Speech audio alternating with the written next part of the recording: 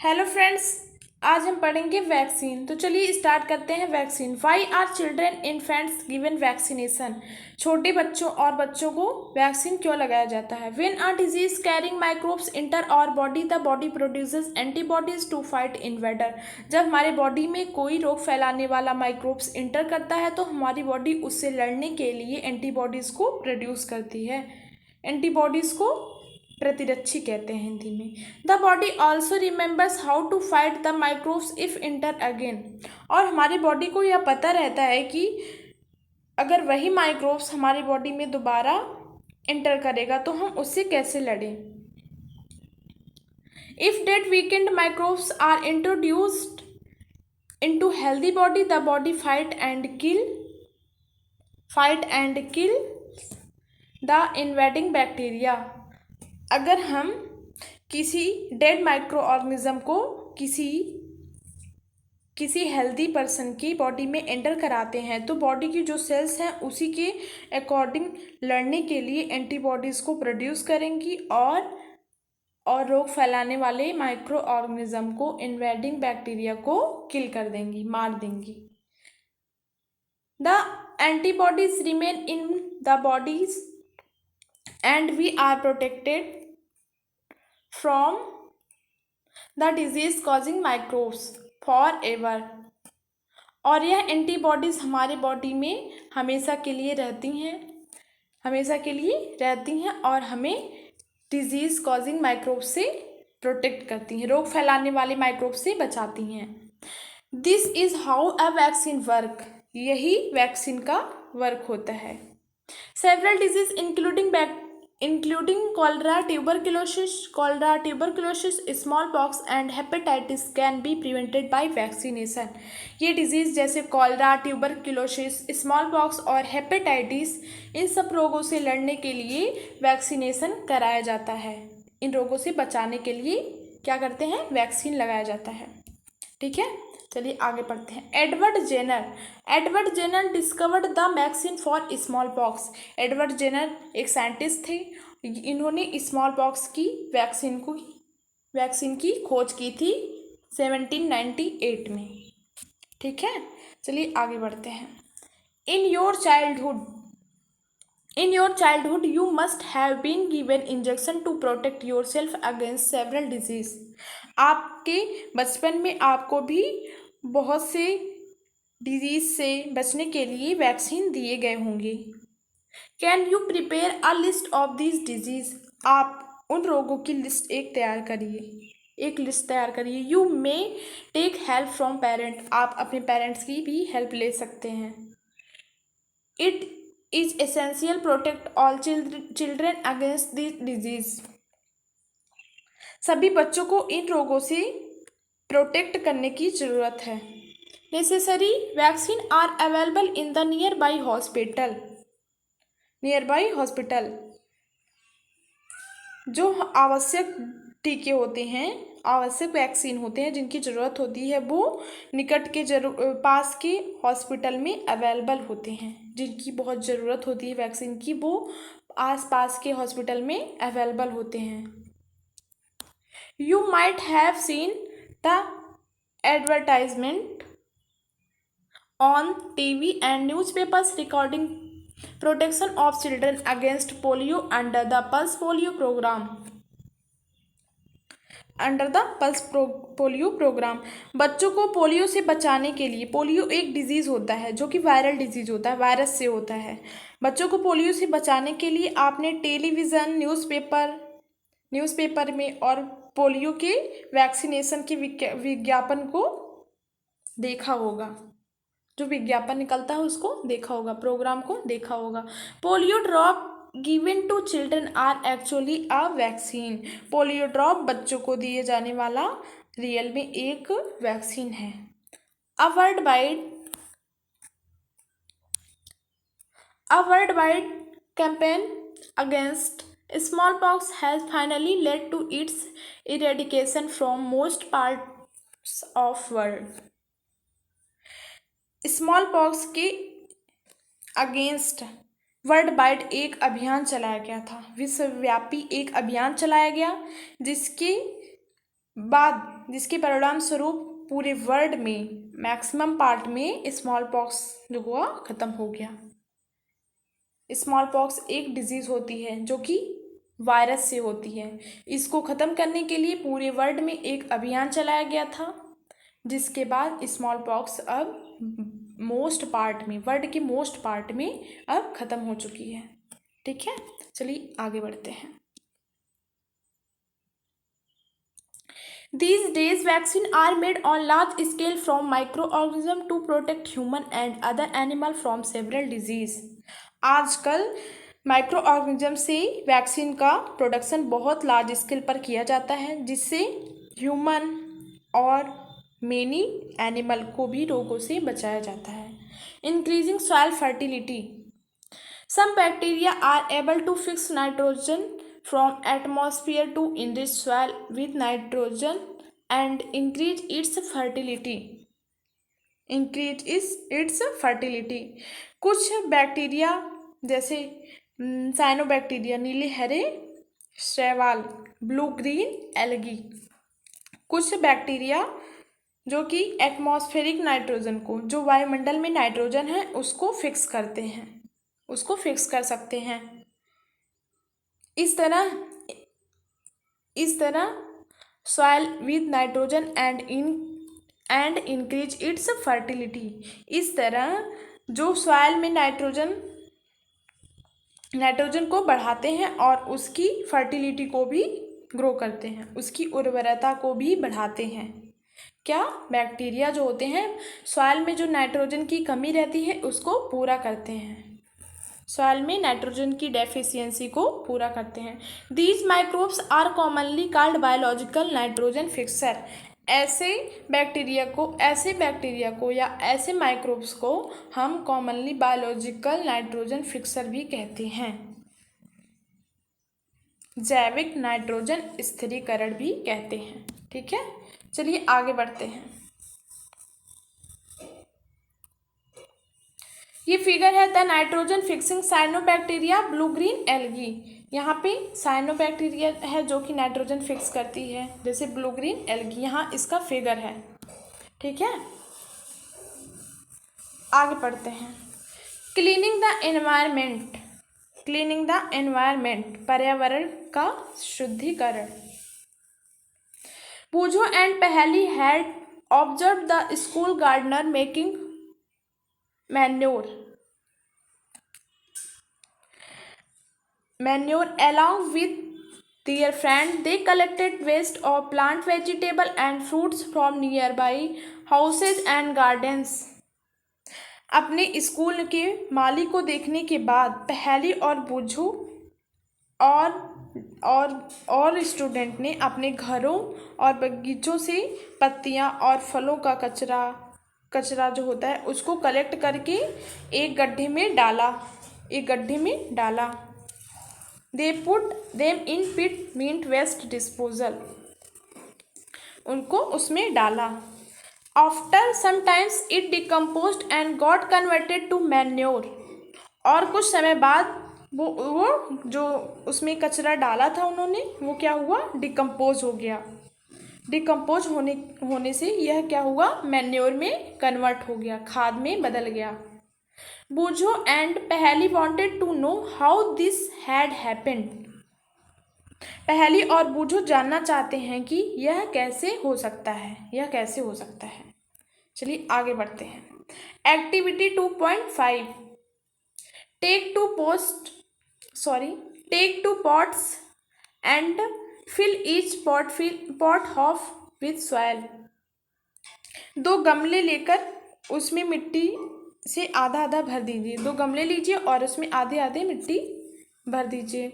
Mark them A and B, एक में ए लिखिए और एक में बी नेम दीजिए उसको। Put plant waste in pot A and thing like polythene bag, empty bag, bottles and broken plastic toys in pot B. Put the pots aside, observe then after 3 to 4 weeks. दो गमले लीजिए और उसमें आधा आधा मिट्टी भर दीजिए। एक को ए नाम दीजिए और एक को बी नाम दीजिए। ए गमले में जो प्लांट है उसमें कचरा भर दीजिए और जो बी गमला है उसमें पॉलीथीन की थैली डाल दीजिए। ठीक है। इसके बाद कांच की खाली बॉटल लीजिए और प्लास्टिक के टूटे हुए खिलौने भर दीजिए उसमें भर दीजिए। पुट द पॉट्स असाइड, उन्हें एक तरफ रख दीजिए। Observe then after 3 to 4 week, और 3 से 4 वीक बाद, 3 से 4 सप्ताह बाद उसको ऑब्जर्व करिए, उसको देखिए। ठीक है।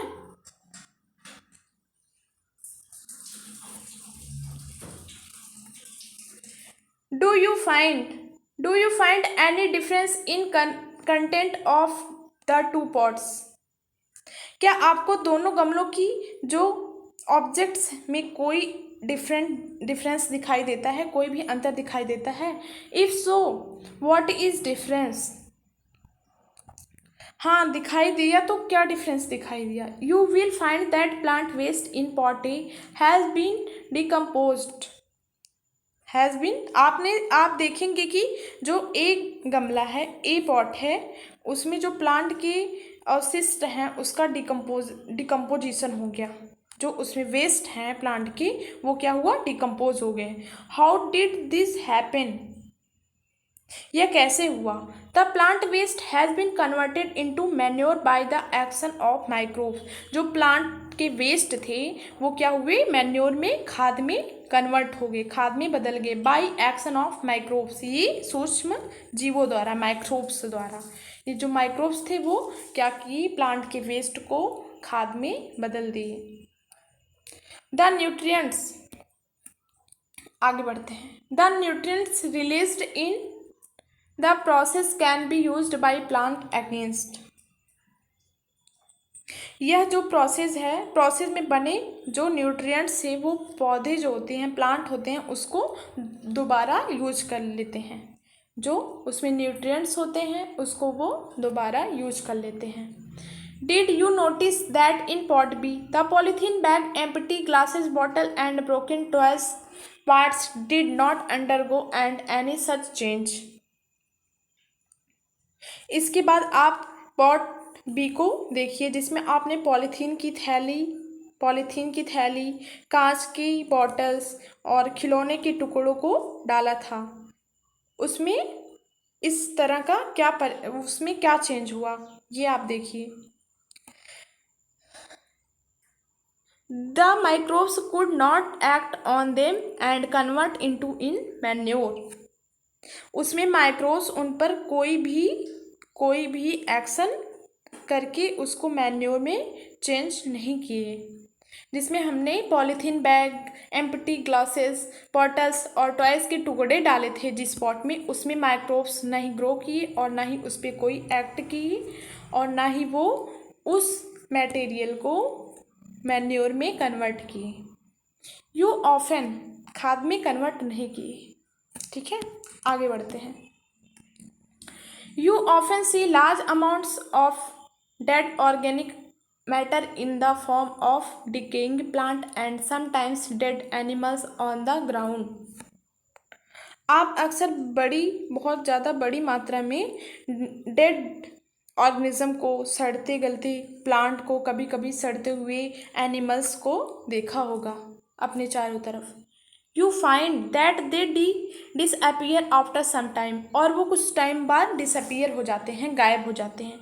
This is because the microorganism decompose dead organic waste of plant and animals converting them into simple substance.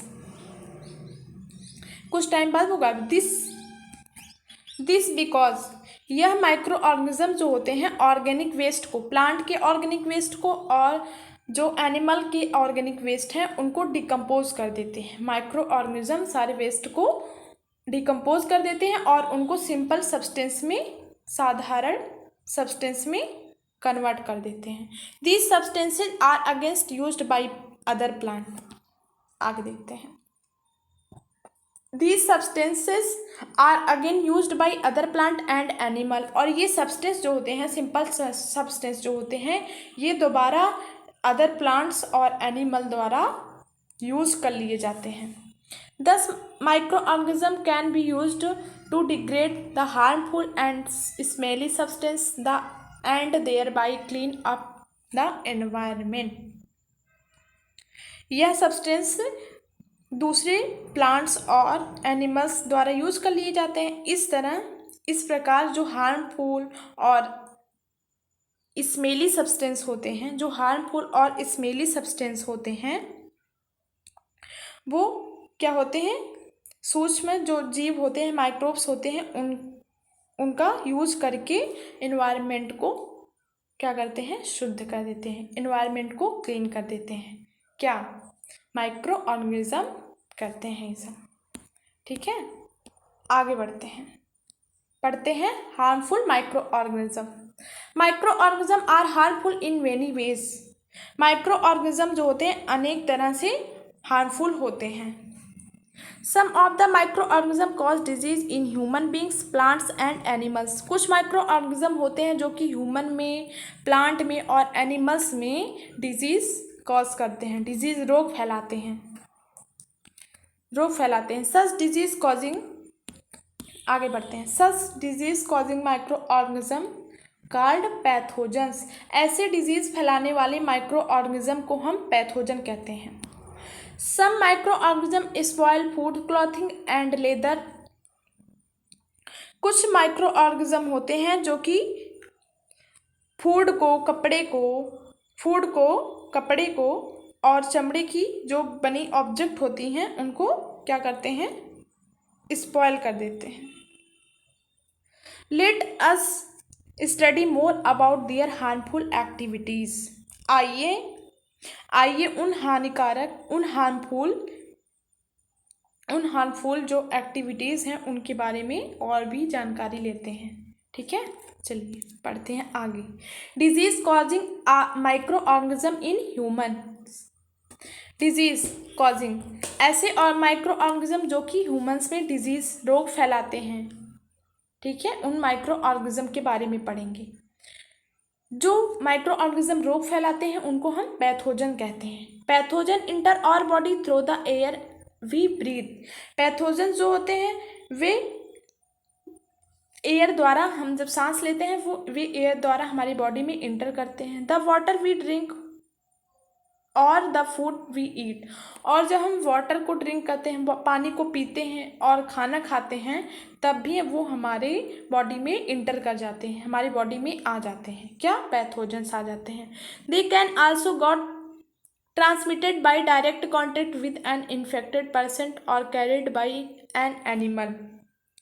इसके अलावा जो इन्फेक्टेड पर्सन होता है, जिसको पहले से ही रोग हो चुका है, उसके कांटेक्ट में जब आते हैं तो हमें भी क्या होता है, हो जाता है।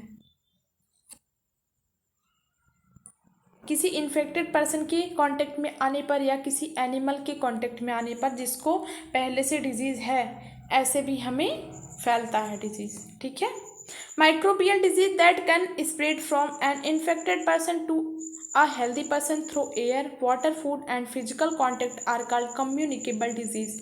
ऐसे माइक्रोबियल डिजीज, ऐसे डिजीज जो कि हमें इन्फेक्टेड पर्सन से होता है, पर्सन से होता है या किसी एयर द्वारा हुआ, वाटर पीने से हुआ, फूड खाने से हुआ या किसी फिजिकल कांटेक्ट से हुआ, तो ऐसे डिजीज को हम कम्युनिकेबल डिजीज कहते हैं, संचरणीय रोग कहते हैं। ठीक है, आगे बढ़ते हैं। Example of such disease include cholera, common cold, chicken pox and tuberculosis. Communicable disease के एग्जाम्पल हैं, क्या हैं, cholera, common cold, chicken pox, tuberculosis. ये सब क्या है, कम्युनिकेबल डिजीज होते हैं। ये हमें इन्फेक्टेड पर्सन को छूने से, किसी को पहले से हुआ हो उसको छू देने से हो जाता है, और गंदा पानी पीने से, गंदी हवाओं को लेने से, और फिजिकल कांटेक्ट या गंदे खाना खाने से होता है। When a person suffering from common cold sneeze fine droplets of moisture carrying thousand of viruses are spread in air. जब जुकाम से कोई पर्सन जो है छींकता है तो उसके जो स्मॉल ड्रॉपलेट्स, फाइन ड्रॉपलेट्स होती हैं, छोटी छोटी जो बूंदें होती हैं, वो हजारों रोग फैलाने वाले वायरस जो होते हैं वो एयर में आ जाते हैं। जब कोई जिसको पहले से रोग हुआ हो और वो छींक दे तो जो उसके वायरस हैं वो फैल जाते हैं। थाउजेंड ऑफ वायरस जो होते हैं वो एयर में फैल जाते हैं। द वायरस में enter the body of healthy person while breathing and causing infection. और जब वो पूरे इन्वायरमेंट में फैल जाते हैं तो जब जो हेल्दी पर्सन होता है वो जब ब्रीथ करता है, सांस लेता है, तो उसको भी इन्फेक्शन हो जाता है, उसको भी रोग हो जाता है, क्योंकि एयर में वायरस पहले से थे। ठीक है, चलिए आगे बढ़ते हैं। यहाँ पे देखिए बूझो क्या कह रहे हैं। बूझो कह रहे हैं then how do you prevent the spread of communicable disease. हम ऐसे कम्युनिकेबल डिजीज को फैलने से कैसे रोकते हैं, कैसे रोकें। पहली क्या कहती हैं, we should keep a handkerchief on the nose and mouth while sneezing. It is better to keep a distance from infected person. हम छींकते समय अपने मुंह पर और नाक पर एक रुमाल रख लेना चाहिए हमें। अच्छा तो यही है कि हम किसी इन्फेक्टेड पर्सन से बहुत दूरी बनाकर रखें।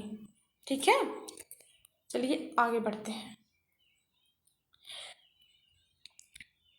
There are some insect and animal are act as carrier of disease causing microbes. कुछ इंसेक्ट होते हैं और एनिमल्स होते हैं जो कि कैरियर होते हैं डिजीज कॉजिंग माइक्रोब्स। कुछ इंसेक्ट और एनिमल ऐसे भी हैं जो रोग फैलाने वाले माइक्रोब के कैरियर का वर्क करते हैं, कैरियर का काम करते हैं। कैरियर का काम मतलब ऐसे करते हैं, किसी इन्फेक्टेड पर्सन से ले आके मुझे दे देते हैं। क्या, इंसेक्ट और एनिमल्स। तो वो इंसेक्ट और एनिमल क्या हुआ, कैरियर, कहीं से ले आके हमें दे दी डिजीज। ठीक है, चलिए आगे बढ़ते हैं। House fly is one such carrier. House fly, घरेलू मक्खी जो है एक क्या है, कैरियर है, रोग फैलाती हैं। The flies sit down on the garbage and animal excreta. ये फ्लाइज जो होती है किसी कूड़े करकट पे और एनिमल के वेस्ट मटेरियल पर